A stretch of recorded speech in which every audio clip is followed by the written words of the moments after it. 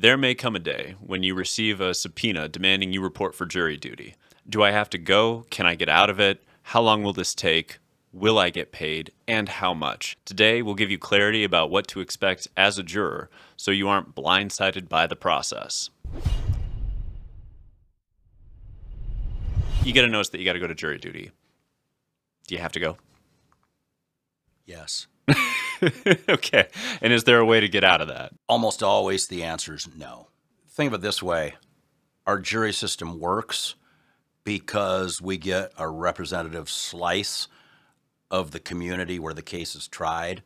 And if you can get out of jury duty, for example, because you have a job, Sure. imagine what your jury's going to look like. That's a good point. If you can get out of jury duty because you have to pick up kids from school, then that's going to eliminate another slice. So judges are very strict about letting people out of jury duty. There are very few excuses that fly with a judge. So how long does jury duty tend to take? Most cases are going to be 3 days or less. And then the next group I'll catch will be 1 week. And when I say 1 week, I don't mean 7 days. I mean 1 business week, 5 days or less. It's going to be really rare that somebody has to sit for jury duty that goes beyond 5 days of service. And in the cases that go beyond 5 days, do they tend to be civil? Do they tend to be more criminal?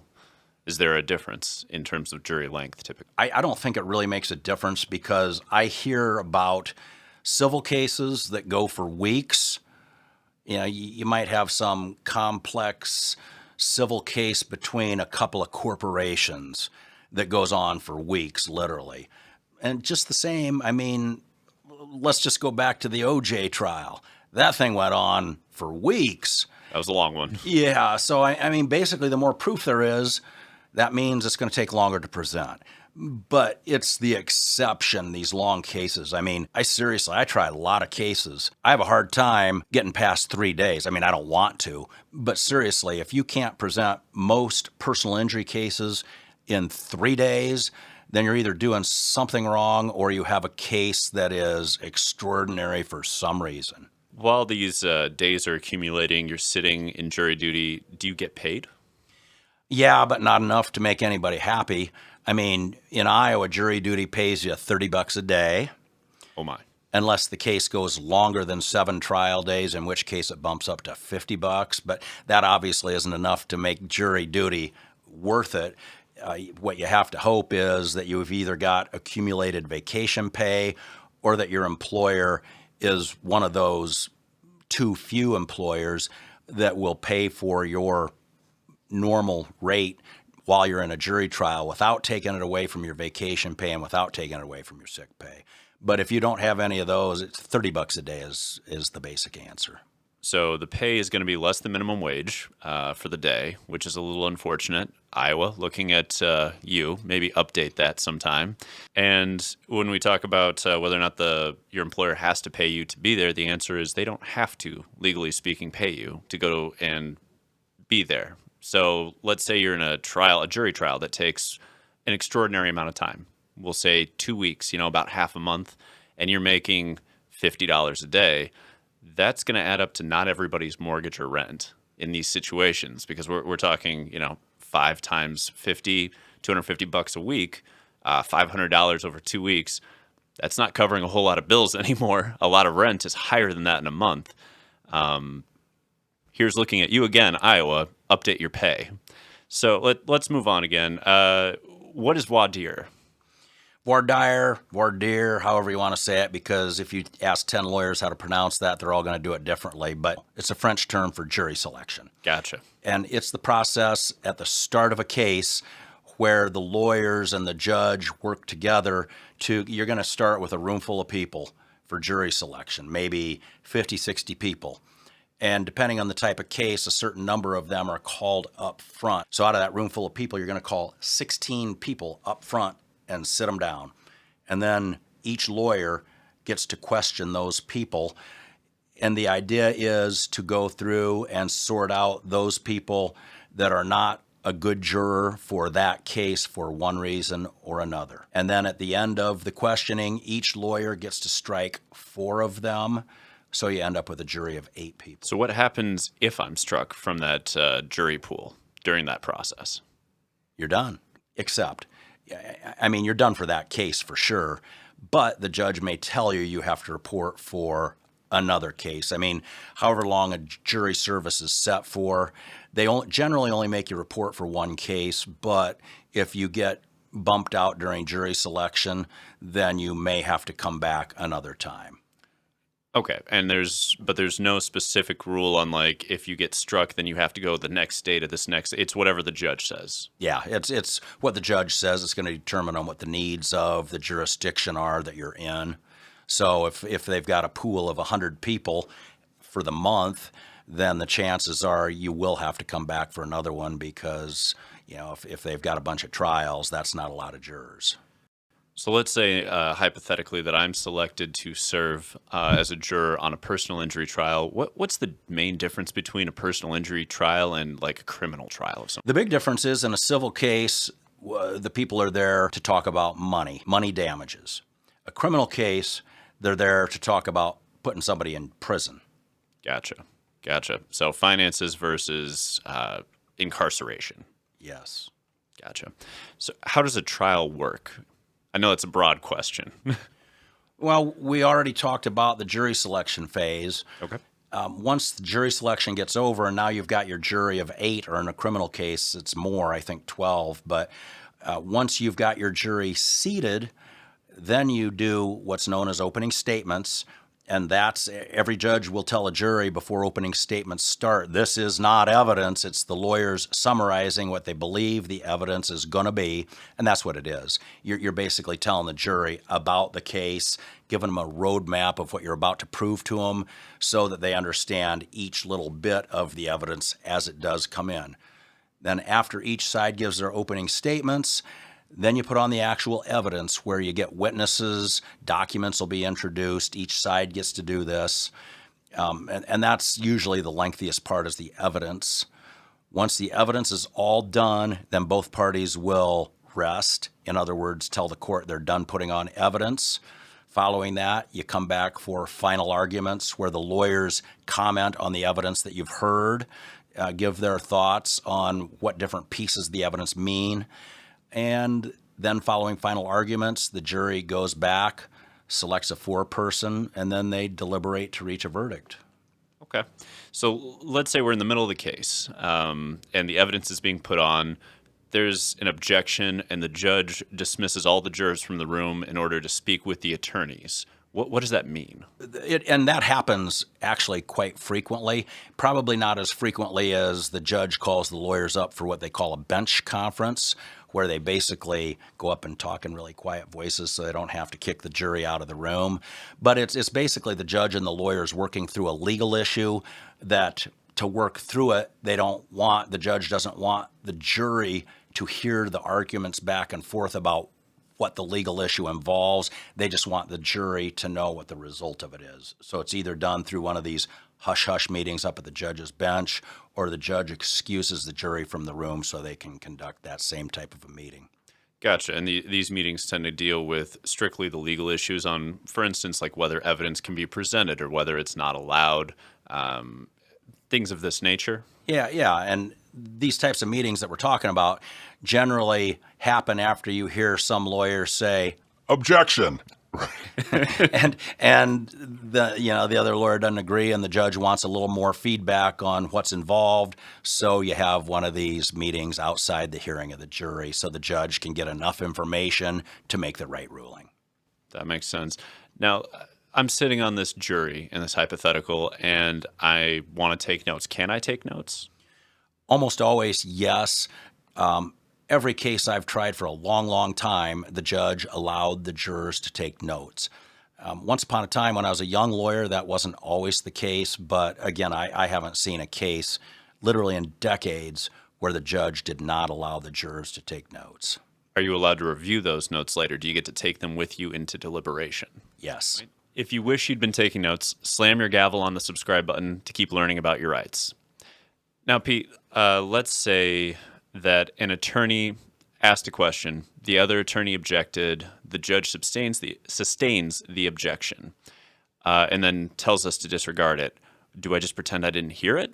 How do I treat that? As a juror, that's what you're supposed to do. You're not supposed to read anything into objections that are made. If the judge says sustained, that means he agrees with what the lawyer who made the objection was pointing out. It might be objection, irrelevant, and the judge looks at what was going on and he thinks, yeah, the information that question called for is irrelevant, and he'll say sustained. And as a juror, you're not supposed to infer or assume anything as a result of that question and the ruling on the objection. Do some legal strategies take that into account and bring up things that will be objected to just to get the jury to hear them? I've seen that happen a lot over the years. Is that an ethically ambiguous area, or is that a scenario where you're really not supposed to be doing that? Yeah, I mean, I don't see anybody getting called on the carpet before the State Ethics Commission for doing it, but you're going to try the patience of the judge real fast if you do it repetitively. I mean, there's plenty of room for good faith disagreement over what's relevant and what's not relevant, but if you do something over and over that it's obvious you know is impermissible and you're doing it despite what the judge is saying, you're going to incur the wrath of that judge, and things are not going to go very well for you as a lawyer in front of the jury. So even if the judge doesn't do anything technically to punish you, if you're constantly getting reprimanded by the judge in front of the jury, after a while the jury's probably going to look at that lawyer and think, what the hell's wrong with this dude? He's trying to cheat. Gotcha. Let's move on. And towards the end of the trial, when we get to the deliberation, closing arguments have been made. The jurors are back in a room, and we're all sitting there. In this hypothetical, again, I'm a juror that's sitting back there. How do they select a foreperson? I don't know for sure because I've never actually sat on a jury, but my assumption is they go back there and they do it just like an election. They vote. A lot of times it's pretty clear who the foreperson's going to be, and I think it's pretty clear to the jury, and a lot of times you have a natural leader, and I assume they just go back and say, all right, John, you're going to be our foreperson. But they take a vote, and whoever wins that vote is going to be the foreperson. Gotcha. Now, while they're back there deliberating, what evidence do they get to see, and who decides that? They get to consider all the evidence they heard at the trial. That means everything that there was not a sustained objection for. So they get to talk about all the witness testimony they heard. They get to look at and consider every document, including photographs, that was admitted into evidence. So literally everything that was admitted in evidence during the trial. However, there's an exception. For example, a lot of times doctor testimony is presented by a videotape deposition. Mm-hmm. And there's an actual booklet that has those questions and answers. The booklet does not go back to the jury. It cannot go back to the jury. They just have to consider that doctor's testimony the same as live testimony, where it depends on their memories and the notes they took during the trial. Oh, okay. Fair enough. So you've been doing this for a while. What are some common things as a personal injury plaintiff's attorney that you don't get to tell juries that you wish you got to tell juries, just in general? Well, numero uno would be, this dude has insurance. So you literally don't get to tell juries there's insurance on the line and that's what we're after. That's correct. You just have to hope they realize that, because when I go to trial, I don't want them to think that I'm trying to take a huge piece out of the hide of this otherwise nice human being who probably doesn't have the kind of financial resources other than insurance policy to cover a verdict. So yeah, I hope that a jury is realizing this isn't coming out of this guy's hide. There's an insurance company behind this man that is going to pay this verdict. And why is it that you can't just tell them that? I mean, it's a policy decision that was made by lawmakers and judges long time ago, where the fear is that if the jury knows that there's insurance, then they're going to be more likely to enter verdicts for injured people, and the verdicts are likely to be higher. But not every legislature does that. I mean, if I go try a case in Wisconsin, you name the insurance company in the lawsuit. They know that there's insurance. So it's not the same in every jurisdiction, but the way that I first described it, that's how it is in Iowa. Gotcha. Are there any other things that get excluded that you wish that you were able to talk about? The second biggest thing would be the total amount of medical bills, because this happens literally all the time. I might have a client who has $100,000 of medical bills. Mm-hmm. Jurors tend to tie the amount of medical bills to the other types of damages that a person has. So if they hear $100,000 of medical bills that truly reflects all the treatment, that's different than what we actually get to present, which is you start with $100,000 of medical bills, but then a health insurance company steps in, and because the health insurance companies contract with the different medical providers, a big chunk of that $100,000 is a write-off. So there might be a near 50% write-off. So now the health insurance company only pays half or even less of that amount. So you're not able to say what the full bill total was, just what the quote-unquote actual bills are at the time. There are exceptions, but the general rule is we only get to present paid medical bills or bills that are unpaid with the expectation of payment. Gotcha. Now, there's a term I remember from law school called the golden rule. What is the golden rule in trials? That means I can't go in front of a jury when I'm arguing for damages and say, what would you think is fair for your life if you had these same types of injuries and damages? Can't do that. Can't ask them to put themselves in the place of my client. And what was the reasoning behind that? Because we see it in TV shows all the time. Yeah. I mean, I can only kind of guess at the reasoning. I mean, I've read about a lot of it, but the reasoning is jurors are going to be far more sympathetic if they put themselves in the seat of the person who's hurt. That makes sense. I think that's all the time we have for today. Thank you for joining us today. If you're in a crash in the Midwest, give the Biker Lawyers a call for your free consultation. And until next time, speak truth to power. Brought to you by the Biker Lawyers. Injured? Ride with us.